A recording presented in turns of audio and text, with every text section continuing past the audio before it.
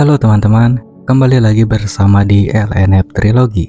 Kali ini kita akan menceritakan alur film yang dirilis pada tahun 1997. Sinopsis dari film ini adalah seseorang dengan kecerdasan yang melampaui kemampuan orang dewasa yang ahli di bidangnya. Kondisi seperti ini tergolong langka, bahkan hingga saat ini mungkin hanya ada ratusan anak prodigi dari miliaran anak di seluruh dunia. Sebelum masuk ke dalam alur filmnya, jangan lupa untuk subscribe dan juga like.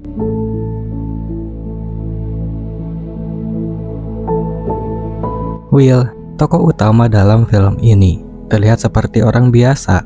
Ia hanya bekerja sebagai staf kebersihan di sebuah kampus Institute of Technology. Sederhana, bahkan terkesan biasa aja.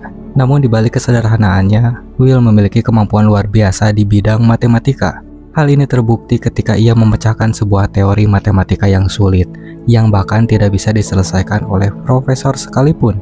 Will menjawab soal matematika yang ada di papan informasi tanpa mengetahui bahwa Profesor Gerard yang memiliki soal tersebut telah mengumumkan bahwa siapapun yang bisa memecahkannya akan mendapatkan penghargaan, ketenaran, dan bahkan kekayaan.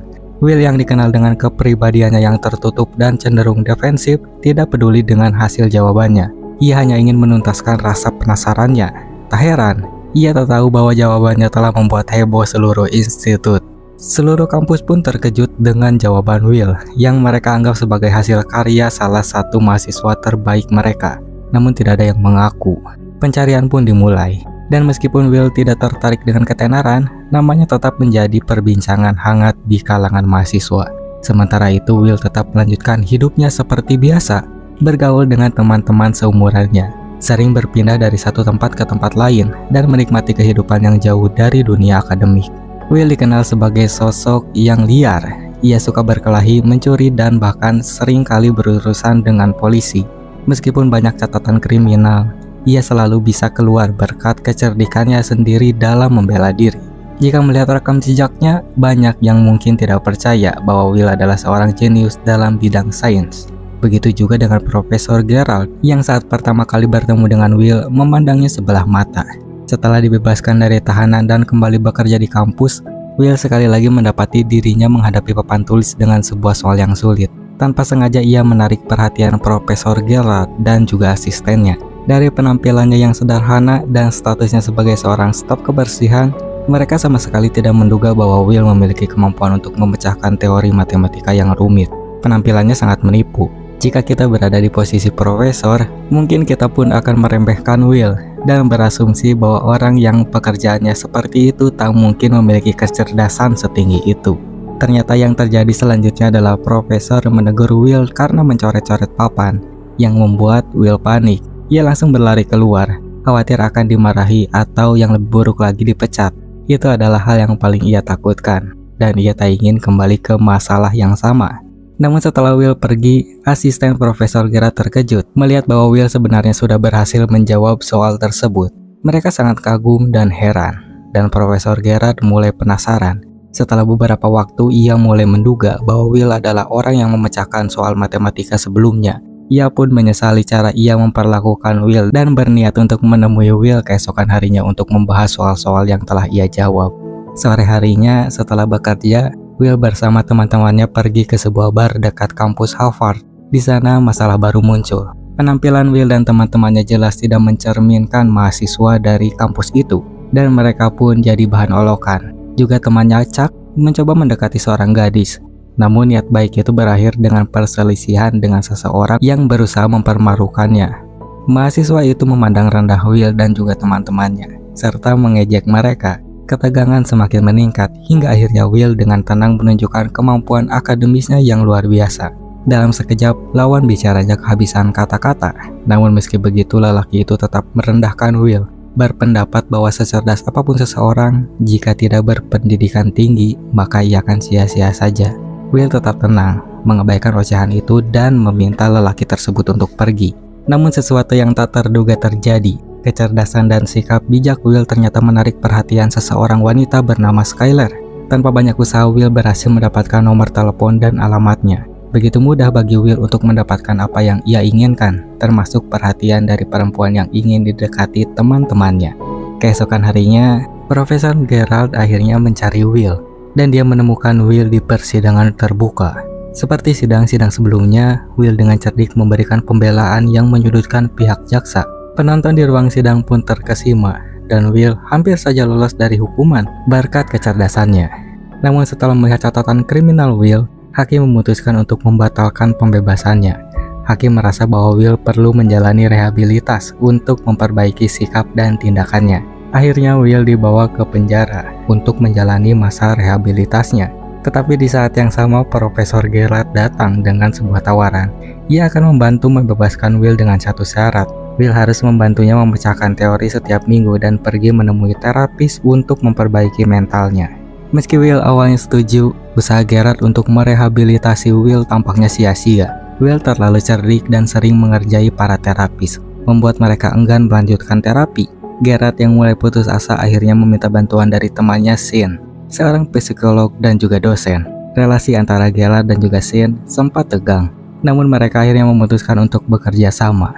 Sean meskipun awalnya menolak, akhirnya setuju setelah mendengar betapa istimewanya Will dan bagaimana ia bisa memaksimalkan potensinya jika dibimbing dengan benar. Setelah melalui negosiasi yang cukup sulit, Sean akhirnya bersedia memberikan terapi pada Will di kantornya. Namun Sean memilih pendekatan yang sangat berbeda. Dia tidak memaksa Will untuk membuka diri, tapi justru membiarkan percakapan berjalan alami. Sean sadar bahwa Will tidak akan bisa dipaksa untuk berbicara tentang dirinya. Dia berusaha menciptakan suasana yang nyaman bagi Will, berharap agar Will mulai mempercayainya. Meskipun terapi pertama tidak berjalan dengan baik, karena Will menguji Sean dengan pertanyaan yang membuat Sean tersulut emosi, Sean tetap melanjutkan terapi itu di minggu berikutnya. Ia merasa ada sesuatu yang berbeda dengan Will. Anak itu sangat defensif dan waspada terhadap orang baru, seolah ada luka besar yang sedang ia sembunyikan. Hari-hari Will semakin sibuk sekarang. Selain bermain dengan teman-temannya, ia harus membantu Gerard memecahkan teori, menghadiri sesi terapi dengan Sean, dan bahkan mulai berkencan dengan Skyler. Sean yang melihat perkembangan positif pada Will mulai merasa senang. Ia merasa seperti melihat anaknya sendiri tumbuh. Proses terapi berjalan lebih lancar seiring berjalannya waktu. Meskipun Sean tahu bahwa untuk memulihkan kondisi mental Will diperlukan waktu yang panjang, sayangnya Gerard tidak sepenuhnya memahami hal itu. Ia terus mendesak agar Will segera disiapkan untuk menerima tawaran pekerjaan di perusahaan bergengsi milik negara. Gerard tampaknya sangat berambisi untuk membuat nama Will dikenal dunia karena kejeniusannya, tanpa menyadari bahwa rehabilitas mental Will memerlukan waktu dan pendekatan yang lebih sabar. Tuntutan itu mulai membebani Will dan merasa tertekan oleh harapan yang semakin besar. Namun meskipun demikian, Will mulai menunjukkan kemajuan dalam terapi dan menjalani kehidupannya dengan lebih teratur. Namun Sean tidak bisa memaksa Will untuk mengatasi ketakutannya dalam waktu singkat. Will membutuhkan waktu yang lebih panjang untuk bisa menghadapi rasa takutnya. Meskipun Sean berusaha memberi arahan, Will bersikeras bahwa dirinya dan juga Sean bisa bekerja sama untuk menemukan jalan keluarnya. Sean meskipun ingin membantu, menolak pendekatan yang terlalu memaksa. Ia percaya bahwa Will memiliki hak untuk menentukan apa yang diinginkannya tanpa harus diperintahkan oleh orang lain. Namun Gerard tidak bisa menerima pandangan Sean dan terus berusaha untuk memaksa kehendaknya. Sementara itu, Skyler datang dengan sebuah tawaran yang membuat Will tertekan juga. Skyler mengundangnya untuk tinggal bersama di California, yang membuat Will kembali terperangkap dalam ketakutannya. Ia mulai membangun benteng lagi terhadap orang-orang di sekitarnya dan merasa cemas akan perubahan besar dalam hidupnya. Perasaan Will semakin memburuk dan ia mulai cepat marah. Kondisi mentalnya semakin tertekan dengan sikap Gerard yang terus mengatur hidupnya. Keinginan Gerard untuk memaksa kehendaknya justru membuat Will merasa terpojok. Keduanya bertengkar hebat dan dalam kemarahan itu, Will membakar kertas teori yang telah ia pecahkan, yang hanya semakin membuat Gerard putus asa. Gerard akhirnya membiarkan Will pergi, menyadari bahwa ia telah salah. Ia gagal mendengarkan bahwa Will masih membutuhkan waktu untuk memutuskan apa yang sebenarnya ia inginkan dalam hidupnya. Will sendiri merasa bingung dengan tujuan hidupnya dan merasa tidak ada yang perlu diperjuangkan lagi. Ia bahkan menolak tawaran pekerjaan dari sebuah agensi keamanan nasional yang sangat bergengsi. Ia merasa pekerjaan itu hanya akan membuatnya terlibat dalam kejahatan besar yang merugikan orang lain, dan itu bukanlah hal yang ingin ia lakukan. Setelah menolak tawaran itu tanpa rasa penyesalan, Will menemui Sean dan menceritakan kejadian-kejadian yang baru saja dialaminya. termasuk hubungannya dengan Skyler, Geralt, dan penolakan tawaran pekerjaan tersebut. Sin yang mulai memahami lebih dalam keadaan Will menyadari bahwa ketakutan terbesar Will adalah memulai langkah baru. Ia takut gagal dan ditinggalkan. Ketakutan itulah yang menghambat Will untuk berkembang lebih jauh, meskipun ia memiliki kemampuan luar biasa. Sin kemudian mulai menggali lebih dalam tentang apa yang sebenarnya diinginkan oleh Will. Namun Will tidak bisa memberi jawaban yang jelas. Ia merasa kehidupannya sudah cukup baik dan tidak ada yang perlu diraih lagi. Ia merasa puas dengan pekerjaannya sebagai staf kebersihan. Meskipun itu adalah pekerjaan yang sederhana, namun menurutnya tetap penuh martabat. Sin yang tidak puas dengan jawaban itu terus bertanya, "Jika kamu tidak menginginkan kehormatan, ketenaran, atau kekayaan, lalu apa yang sebenarnya kamu inginkan?" Will hanya bingung dan tidak ingin membahas hal itu lebih jauh. Pada akhirnya ia memutuskan untuk meninggalkan semuanya dan kembali bekerja sebagai pegawai konstruksi bersama teman-temannya, jauh dari hiruk-pikuk dunia luar yang penuh harapan dan tekanan. Saat itulah Chuck berusaha berbicara kepada Will, meyakinkannya bahwa ia tidak seharusnya terjebak dalam pekerjaan kasar seperti itu. Chuck percaya bahwa Will memiliki potensi besar untuk membuat perubahan di dunia, dan itu yang akhirnya ia pahami. Chuck tidak ingin melihat temannya terjebak menjadi pekerjaan konstruksi hingga tua. Ia yakin Will memiliki masa depan yang cerah, dan ia ingin Will meraihnya demi kebaikan hidupnya. Mungkin karena kedekatannya dengan Chuck, Will akhirnya mau mendengarkan nasihat itu.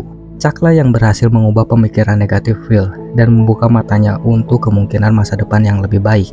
Dengan semangat baru, Will kembali menemui Sin dengan hati yang lebih terbuka. Kali ini Will mulai menceritakan masalahnya yang sebenarnya. Masa lalu yang penuh dengan kekerasan dan pengabaian. Ia menangis terisak-isak saat Sin memeluknya, memberi kenyamanan yang sangat ia butuhkan. Sin dengan lembut mengatakan bahwa semua yang terjadi, baik di masa lalu maupun sekarang, bukanlah kesalahan Will sepenuhnya. Will tidak seharusnya menyalahkan dan menghukum dirinya sendiri atas apa yang sudah terjadi. Tangisan dan pelukan Sin membuat perasaan Will sedikit demi sedikit membaik. Saat pulang menaiki kereta, Will merenung tentang kisah hidupnya. Akhirnya memutuskan untuk menerima tawaran kerja yang diberikan oleh Geralt. Keberhasilan Sin dalam memahami Will dan membuatnya kembali pada jalur yang benar memberi dampak besar pada hubungan mereka. Geralt yang kini merasa lebih mengerti meminta maaf atas sikapnya yang terlalu memaksakan selama ini. Dengan itu hubungan mereka yang sempat renggang kembali membaik dan mereka menjadi lebih akrab. Sementara itu Will kini sudah menemukan dirinya dengan versi yang lebih baik. Ia tahu apa yang diinginkannya dan kemana tujuannya. Tanpa sepengetahuan siapapun kecuali Sin, Will memutuskan untuk mengejar mimpinya. Ia meninggalkan rumah dan berencana untuk memulai hidup barunya di California bersama dengan Skyler, gadis yang ia cintai. Dan inilah akhir dari film Good Will Hunting. Film ini menunjukkan bagaimana seseorang bisa mengenali dirinya sendiri, menemukan makna hidup, dan menghadapi tantangan serta psikologi. Hubungan mereka yang sempat renggang kembali membaik dan mereka menjadi lebih akrab. Sementara itu, Will di akhir cerita sudah menemukan dirinya dengan versi yang lebih baik. Ia tahu apa yang diinginkannya dan kemana tujuannya juga. Dan untuk kalian yang masih mendengarkannya sampai sini, saya ucapkan terima kasih. Juga jangan lupa untuk subscribe dan like jika kalian suka. Dan terima kasih. Juga wassalamualaikum warahmatullahi wabarakatuh.